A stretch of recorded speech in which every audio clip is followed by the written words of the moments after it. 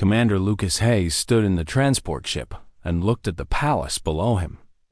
The building was massive, made of white stone that shined in the light of the alien sun. He had been flying for 3 weeks to get here, and his stomach felt tight with fear. Lucas was a tall man with dark hair and a steady face. He wore the uniform of the Earth Defense Force, and his hands were clean but calloused from years of work. He had not wanted this job, but nobody else was ready to do it. The Zethrians had taken 17 star systems, and they were coming for Earth next. The transport landed hard on the palace landing pad. Lucas gathered his papers and took a deep breath. He stepped out into the hot air of the alien planet. Tall guards stood waiting for him. They were not human. Their skin was blue, and they had 4 arms. Their eyes were black and empty like the space between stars. One guard spoke in a language that Lucas did not know, but a small device in his ear translated the words. The guard said, "You are the human delegate. Come with us." Lucas followed the guards through wide hallways. The palace was cold and clean. Everything was made of the same white stone. There were no pictures on the walls, no decorations, nothing that showed joy or color. Lucas felt smaller and smaller as he walked. They reached a huge door. The guard stopped and told Lucas to wait. The door opened slowly, and Lucas heard the sound of many people talking. He stepped inside and saw the throne room. It was the biggest room he had ever seen. The ceiling was so high that Lucas could barely see it. At the far end of the room sat the queen on a throne made of black metal.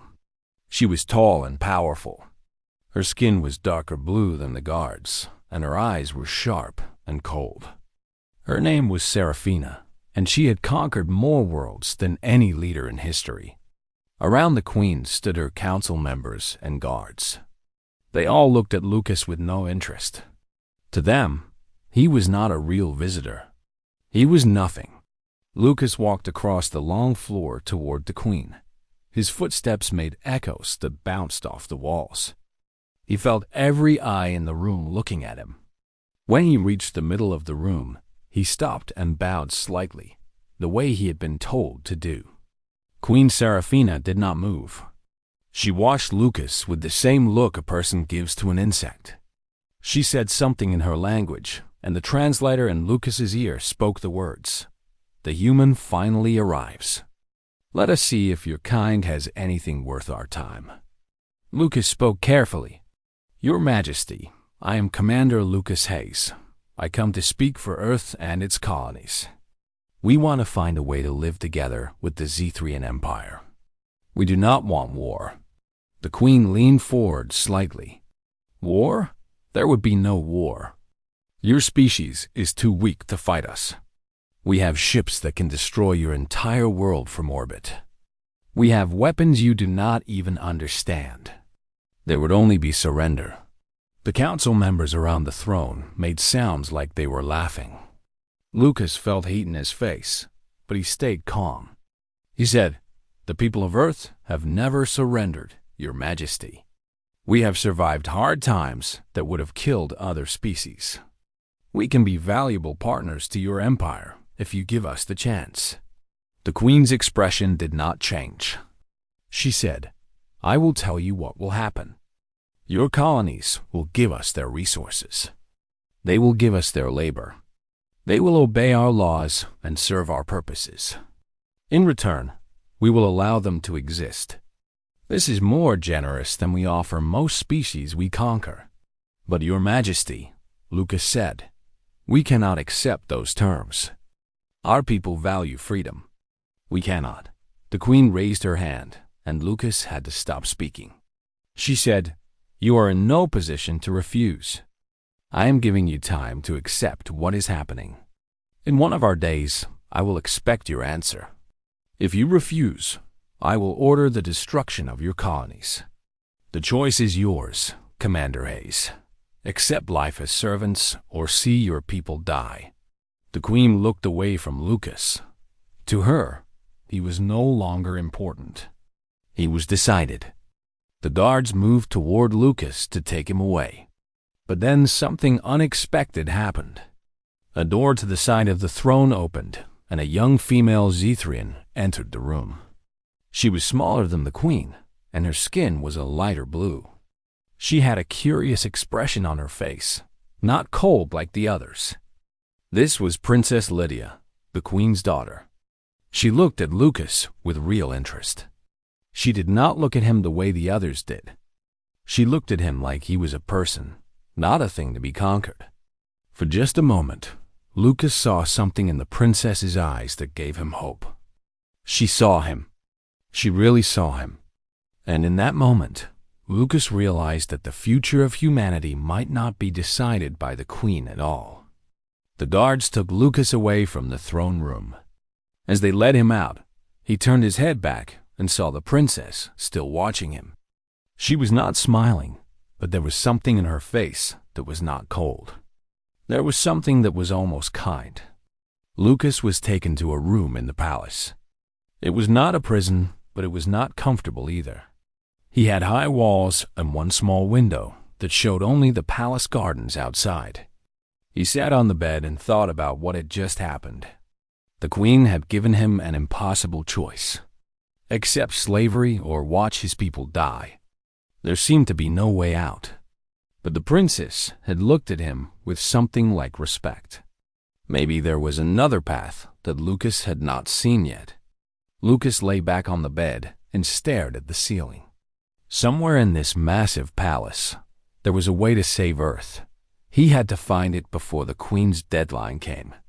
Outside, the alien sun began to set, and the palace grew dark.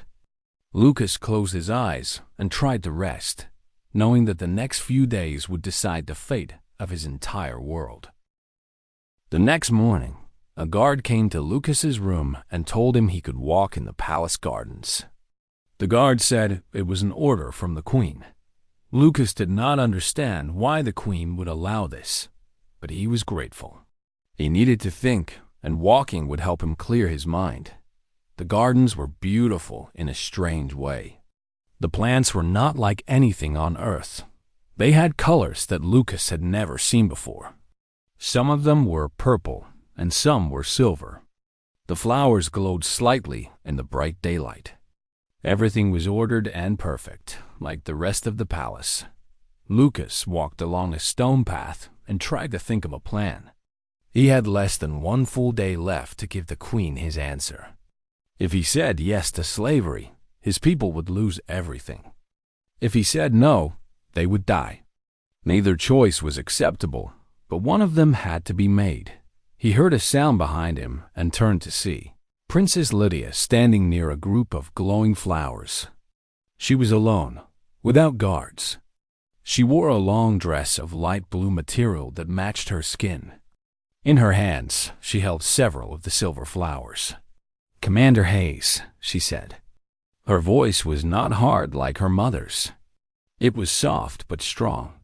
"I am Princess Lydia. I wanted to speak with you away from my mother's throne room." Lucas was surprised. He did not know what to say. He bowed and said, "Your Highness, I am honored to meet you." The princess smiled. It was the first real smile Lucas had seen on any Zethrian face. She said, "Do not be so formal. I have studied your people for many years. I have read about your history, your wars, your art, your families. I wanted to meet you and ask you questions that my mother would not allow." They walked together through the gardens. The princess asked Lucas about Earth. She wanted to know about the mountains and the oceans. She wanted to know about human families and how people live together. She asked him about his own family. Lucas told her about his parents, who had taught him to never give up. He told her about his younger sister, who worked as a doctor on the colony. He told her about the small house where he grew up, surrounded by trees and open sky. He spoke about the beauty of Earth and the fierce pride that humans had for their world. Princess Lydia listened to every word. She did not look bored or distracted. She looked at Lucas like his words were the most important thing she had ever heard. My mother believes that your species is weak, the princess said. She has conquered 17 worlds, and she believes that strength comes only from weapons and power.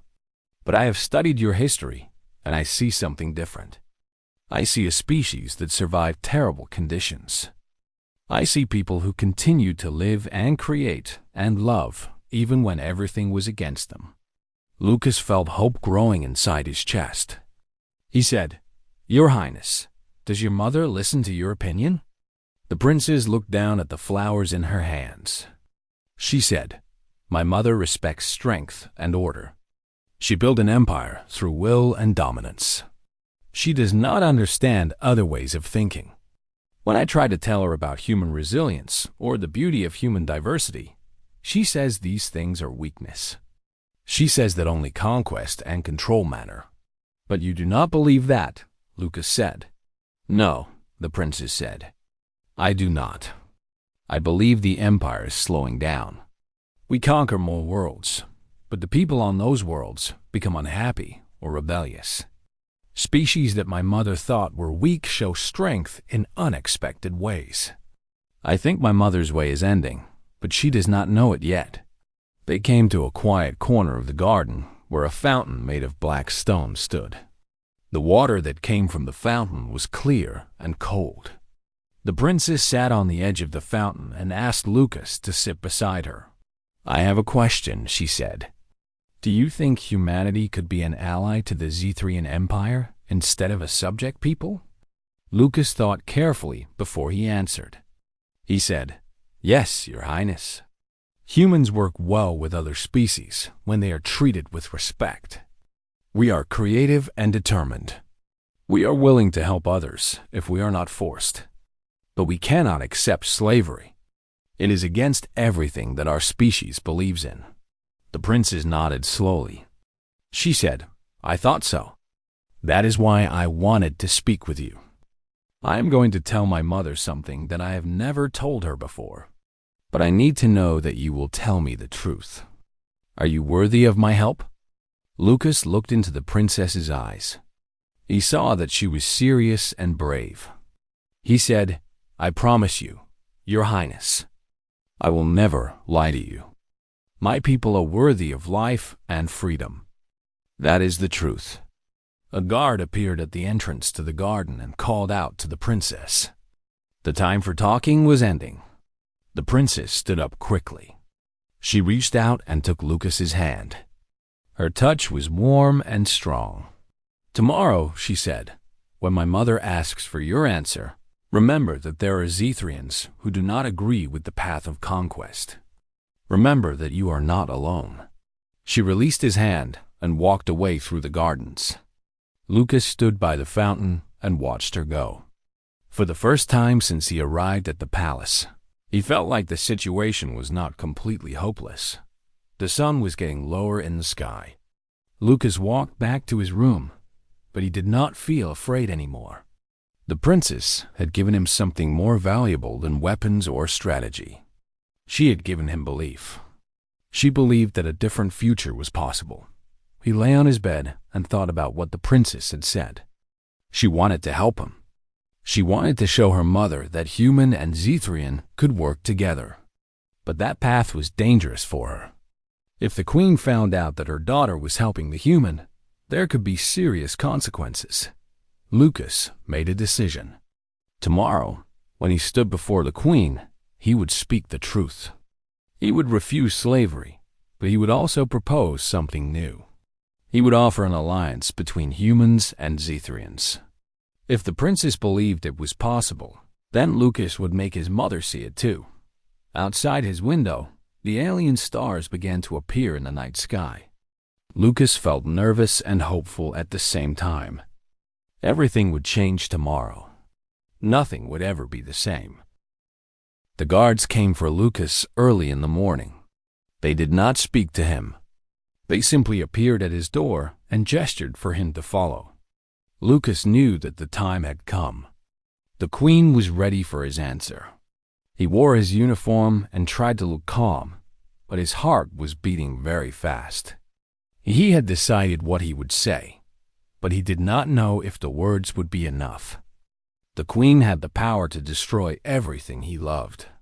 All the words in the galaxy could not change that fact. The walk to the throne room seemed longer this time. Lucas noticed details that he had missed before. He saw paintings on some of the walls that showed Zethrian military victories. He saw statues of past queens and kings, all with hard expressions and cold eyes. This empire was built on conquest and power. There was no room for weakness or compassion. The throne room was full again. The Queen sat on her throne, and her council members stood around her. The guards took positions along the walls. The doors closed behind Lucas with a heavy sound.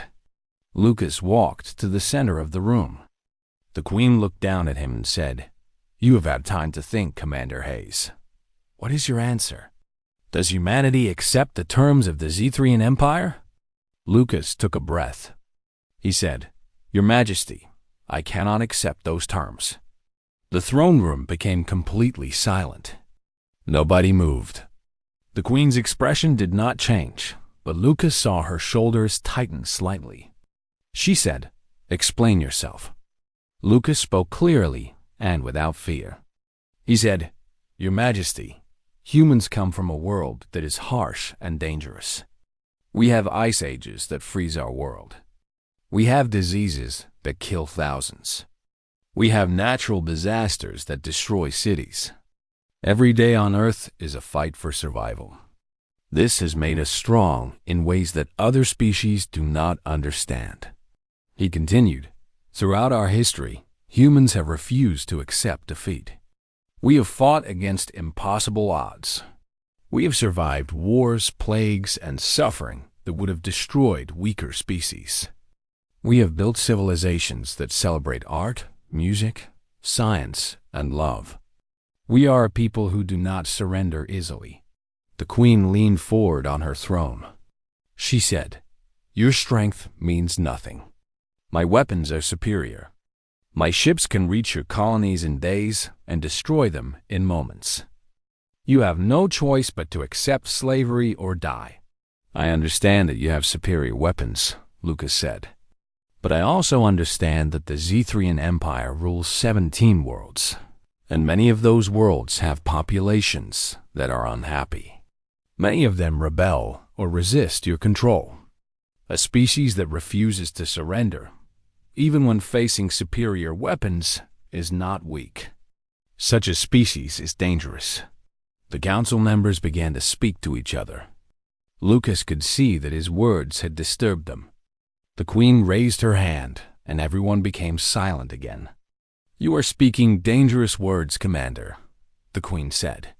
"You are suggesting that I should fear humanity. That is foolish." "I am not suggesting fear," Lucas said. "I am suggesting respect. Humans are not easy to control through force. We are easy to control through respect and fairness. If you treat us as allies, we will work hard to help your empire. If you treat us as slaves, we will resist forever.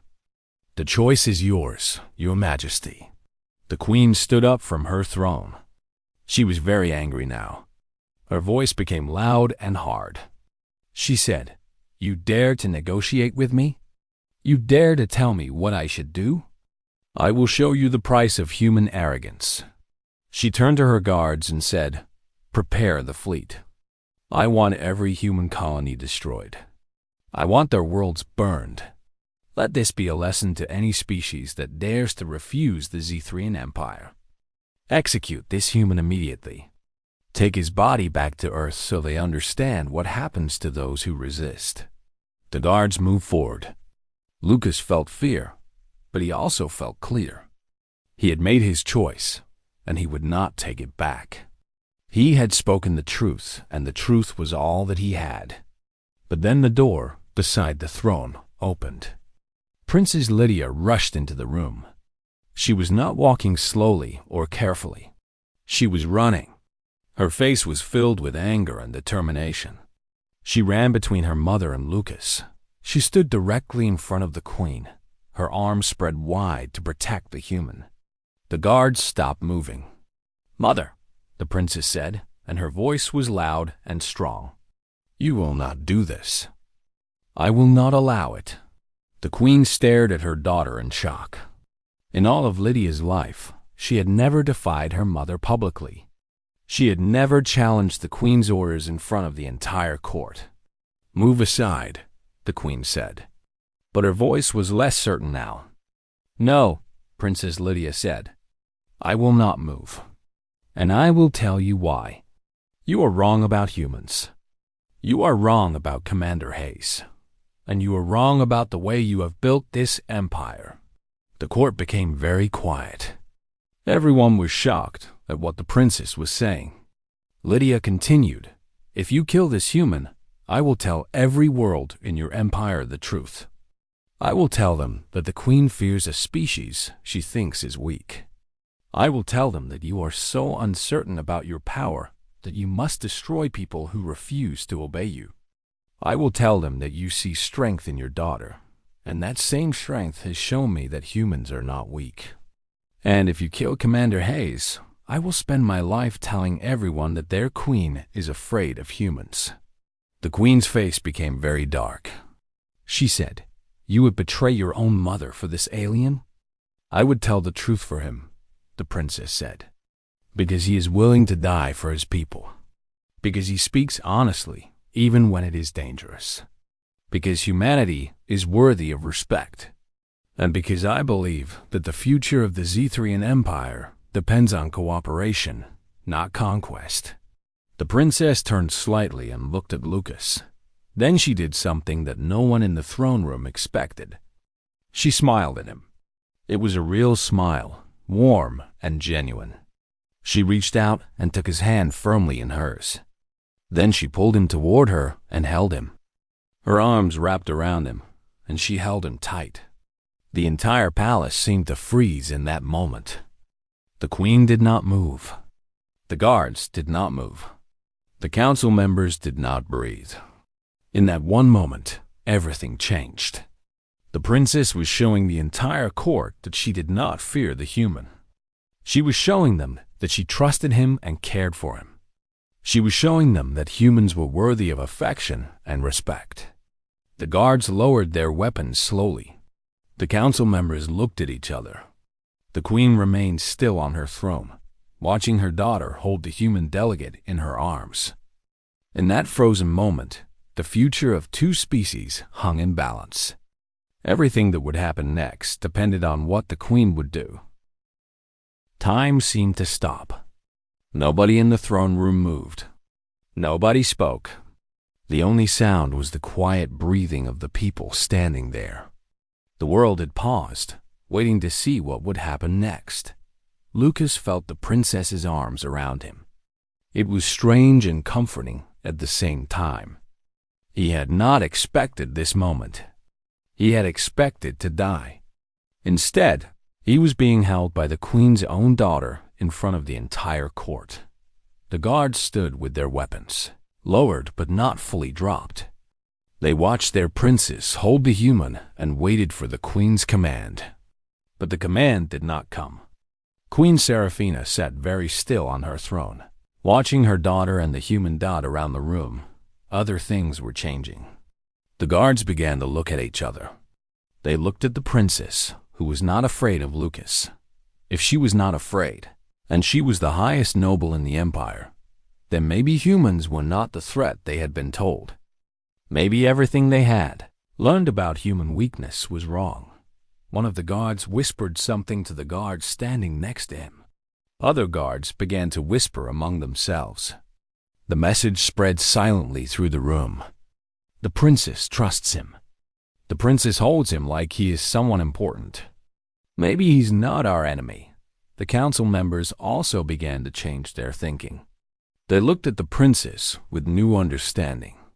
She had studied humans carefully. She had formed her own opinions. She was not following her mother's commands blindly. She was thinking for herself and making her own choices. These council members had worked under the queen for many years. They knew that she valued strength and courage. They also knew that the princess had those qualities too. If the queen had raised a daughter who was brave enough to defy her in front of the entire court, then perhaps the queen had taught her daughter something that the queen herself had forgotten. Lucas slowly released the princess. He looked into her eyes and saw courage and determination there. He saw someone who had risked everything to protect him and to protect the possibility of peace. The princess released him too, but she kept hold of his hand. She turned to face her mother while still holding Lucas's hand. This simple action told everyone in the room something important. The human and the Zethrian royal were connected now. They were not enemies. They were something else entirely. Queen Seraphina stood up from her throne. She was still very powerful, still very commanding. But something had changed in her expression. She looked at her daughter, really looked at her, for the first time since the princess had entered the room. "Lydia," the queen said, and her voice was quieter than before. "You have done something that no one in this court has ever done. You have defied your mother's command. You have put yourself between me and my will. Explain to me why." The princess did not look afraid. She said, "Because you are wrong about humans, and because you taught me to be strong and to think for myself. You taught me that a true leader makes decisions based on understanding, not just on power. I am following your teachings, Mother, but I am following them in a different direction than you expected." The queen descended from her throne and walked toward her daughter and Lucas. Everyone in the room tensed. They did not know what she would do. They did not know if this would lead to violence or to something else. But the queen did not attack. She stopped in front of her daughter and looked at the human. She studied Lucas's face carefully. She looked at his uniform, his bearing, his eyes. She looked at the way he stood beside her daughter, neither confident nor afraid. "Just honest," the queen said. "The human has courage. I can see that. But courage alone does not make a good ally. I need to understand what he offers to my empire." One of the council members stepped forward. This was Lord Vex, the oldest and most respected member of the Queen's Council. He had served 3 previous queens and had seen many wars and many conquests. He said, "Your Majesty, if I may speak." The queen gestured for him to continue. Lord Vex said, "I have watched this human since he entered the throne room. When you threatened his world, he did not beg or cry. When you prepared to execute him, he did not run or hide. He spoke truth even when it was dangerous. And he has inspired your own daughter to stand against you with courage that rivals your own. This is not the behavior of a weak species, Your Majesty. This is the behavior of people who understand something about strength that we may have forgotten." The queen listened to her oldest advisor. She said nothing for a long moment. Then she turned back to Lucas and asked, "What would you offer to the Zethrian Empire if I allowed your people to remain free?" Lucas took a deep breath. This was the most important moment of his entire life. His answer would decide the fate of Earth. He said, "Your Majesty, I offer something that superior weapons cannot buy. I offer loyalty based on respect, not fear. I offer creativity and innovation that comes from a species used to solving impossible problems. I offer the perspective of a people who have survived through cooperation and community, not just through power. And most importantly, I offer your daughter a future where her beliefs about compassion and justice are valued instead of seen as weakness." The queen looked at her daughter again. She saw that the princess was smiling, not with arrogance, but with hope. She saw that her daughter believed in this human and in the possibility of a different kind of empire. The queen made a decision. She raised her hand and addressed the entire court. She said, "Let it be known that the Zethrian Empire recognizes humanity as an allied species.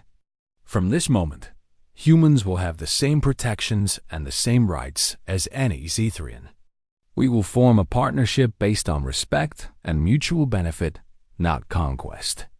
The throne room erupted in sound. Guards stood at attention. Council members spoke among themselves with excitement and uncertainty. The news would spread through the palace quickly. The news would reach the other worlds of the empire just as fast. Everything had changed because of one moment. Everything had changed because the princess smiled and held the human tight.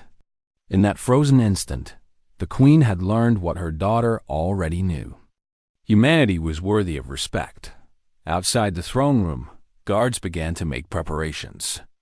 The queen's order to destroy Earth's colonies was cancelled. New messages were prepared to send to all corners of the Zethrian Empire. The alliance between humans and Zethrians was beginning. 3 days after the events in the throne room, Lucas stood on a balcony of the palace and looked out at the city below. The city was built with tall towers of white and silver stone. Ships moved through the sky in organized patterns. Everything was ordered and precise, just like the Zethrian people themselves. But now things were changing. Messages had been sent to all parts of the empire. The humans of Earth were no longer enemies. They were allies. They were partners. Princess Lydia joined Lucas on the balcony. She wore a formal dress of deep blue material that showed her high rank in the empire. But she moved with ease, not with the stiff formality that Lucas had seen from other Zethrians. She had a different way of carrying herself, a way that showed both strength and gentleness. "My mother wants to meet with you again," the princess said. "But this time, it will not be a confrontation. She wants to discuss the terms of the alliance. She wants to know what humanity needs from the Zethrian Empire." Lucas said, "What changed her mind?" "I know you stood up to her, but I did not think that alone would be enough to make the queen change her entire approach to conquest." The princess looked out at the city. She said, "My mother is a very intelligent person. She understood my argument logically, but she also understood something on a deeper level.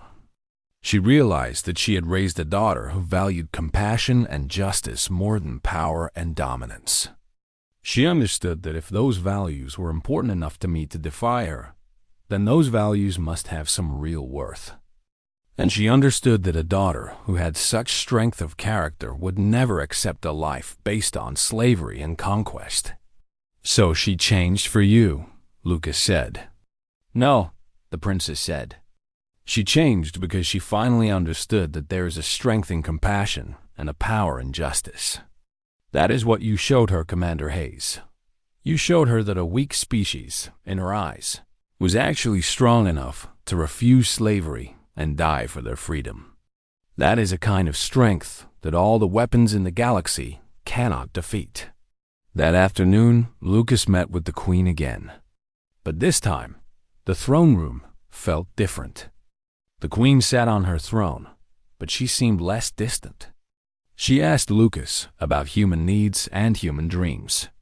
She asked about Earth's resources and what the humans could contribute to the Zethrian economy. Lucas spoke honestly about humanity's situation. Earth was a small world, but it had strong people.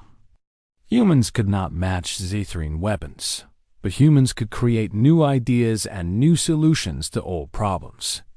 Humans understood survival in ways that other species did not. The Queen listened carefully. She said, "I will send scientists and traders to Earth.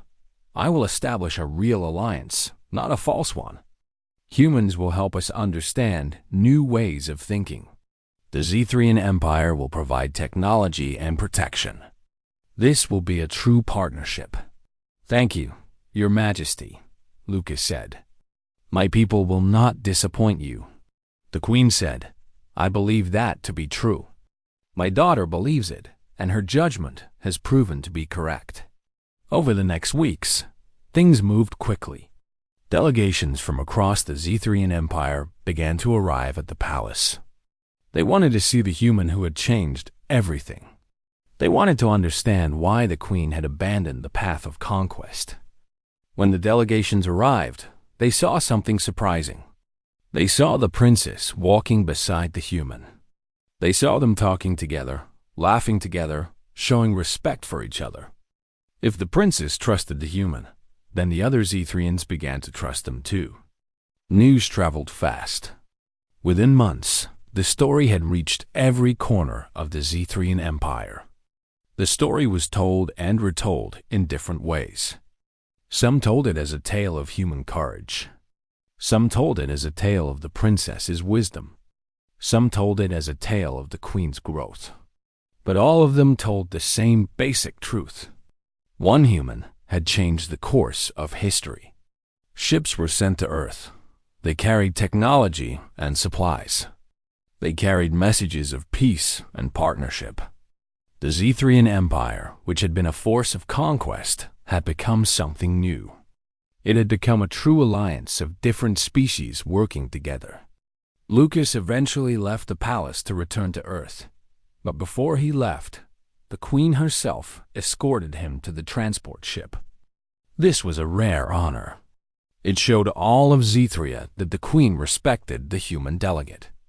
At the transport, Princess Lydia said goodbye to Lucas. She embraced him, not hiding the gesture from anyone.